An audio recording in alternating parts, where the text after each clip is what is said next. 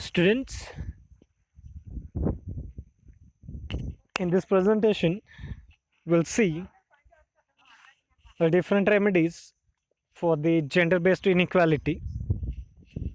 So previously we've seen what are the causes for the gender-based inequality. So that is Manusmriti book, dowry system, inadequate responsibilities, male domination, and denial of education. These are the some of the causes for the gender-based inequality which are prevalent in our country. Now let's see what are the measures have been taken by the government to eradicate this gender-based inequality. So first one is education. So main thing, providing education which gives the equal opportunities to the women. So education should be provided without any kind of discrimination to men and women. From the childhood, if we inculcate these things in the minds of the children, then the whole society will be built on the equality or on the equal basis. There will not be any discrimination in between men and women. So educational empowerment of women is required to remove gender based inequality. So to provide education women, which schemes have been introduced by the government? So first one is Sarva Shiksha Abhiyan, which has been introduced by the central government in 2001, which gives a elementary education, that is primary education up to 8, which is made free and compulsory for every child, for girls also. So Sarv Shiksha Abhiyan introduced by the central government in 2001. Second, that is Kasturba Gandhi Balika Vidyalaya scheme, which provides a reservation of 75% for the girls who belongs to SC, ST and OBC, even minorities also. Kasturba Gandhi Balika Vidyalaya, 75% of the seats are reserved for girls who belongs to SC, ST, OBC and minority, and remaining 25% of the seats are reserved for the girls who comes from the poor families. Means totally the girls school, especially girls school, started by the government to provide education only for the girls. That school name is, or that scheme name is Kasturba Gandhi Balika Vidyalaya. So this is about the education. Second one, after education, yeah, girls brought up now, and then afterwards, here they become educationally independent. Now in society, when they come or when they get married, so they need a financial help for each and everything. They need to be dependent on the men. So if woman gets a financially strong, financially independent, then she no need to depend on the anyone. So for making woman independent financially, economically, she should provided employment. She should get the good jobs as per her ability. So for that, some of the employment schemes or things have been introduced. By reserving seats in certain jobs, women will be economically empowered to lead an independent and dignified life. Yes, if she gets financially supported, if she is a financially good and well, then she no need to depend on the men for money. She too will get the a dignified life. She too gets the a good respect in society if she starts earning. For that, some of the banks which are fully managed by the woman itself, a good thing it is. Recently, central government has opened Mahila banks in different cities across India. Mahila bank, from where peon to manager, all the posts, all the seats will be only reserved for women itself. No male is allowed in these kinds of bank. Only women will work in this kind of bank. So this is also one good step taken to remove gender based inequality. Third, every state services provides 33% of the jobs are reserved for the women, and women have proved their capabilities as a teacher, scientist, industrialist, pilots, political leaders. Now each and every field, there is no any field which has been women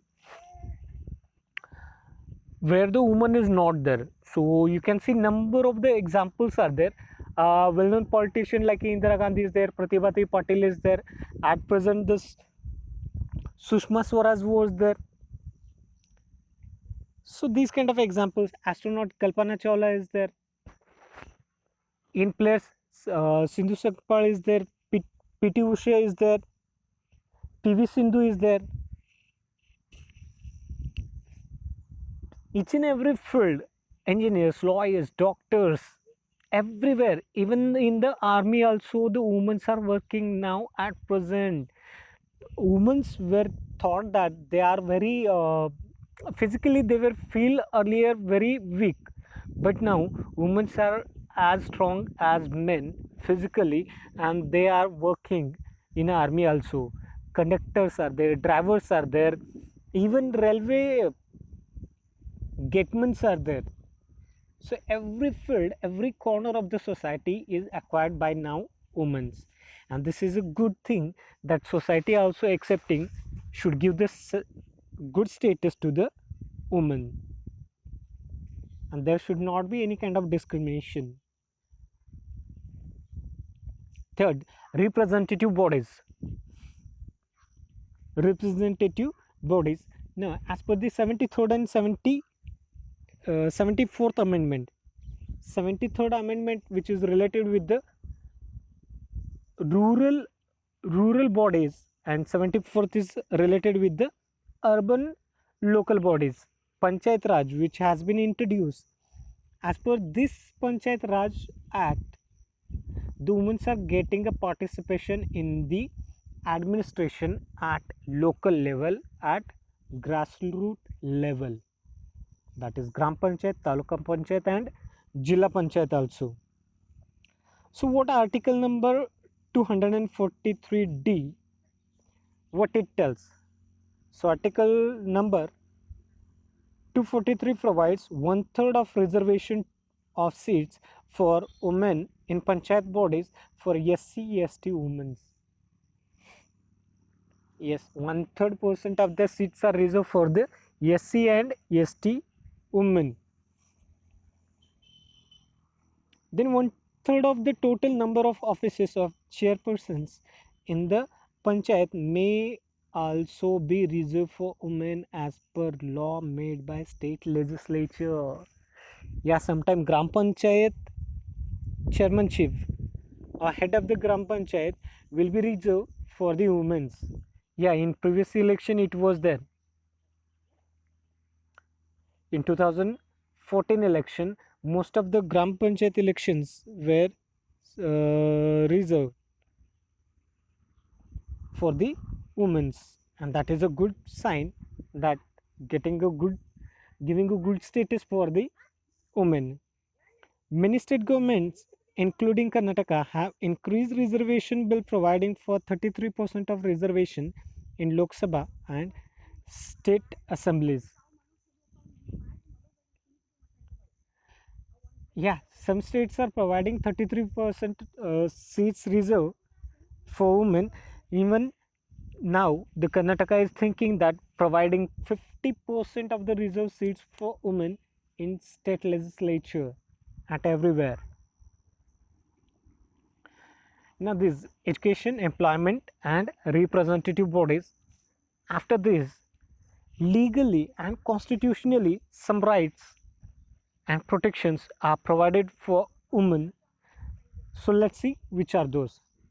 To remove inequality on the basis of gender, the Constitution of India has made the provisions as under. So first one, prohibition of state discrimination based on sex, that is male and female, should be prohibited to given up. Equal opportunities in public services, whatever the public services belongs to state or central government, equal opportunities to be given to the woman. Right against exploitation, yes, which has been mentioned in the fundamental rights of the human beings. Equal pay for equal work. एक व्यक्ति graduate है, एक mail और एक female graduate है, दोनों का भी एक्सपीरियंस सेम है, तो दोनों को पेमेंट भी सेम ही होना चाहिए, ना कि कम ज़्यादा। जैसे खेत में काम करने वाले लोगों में डिफरेंस आता है।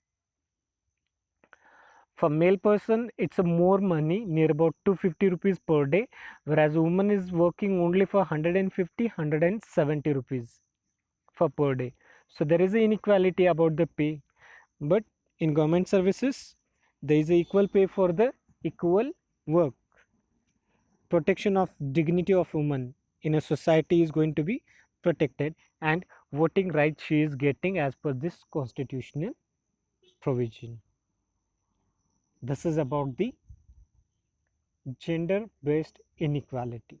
Thank you, students.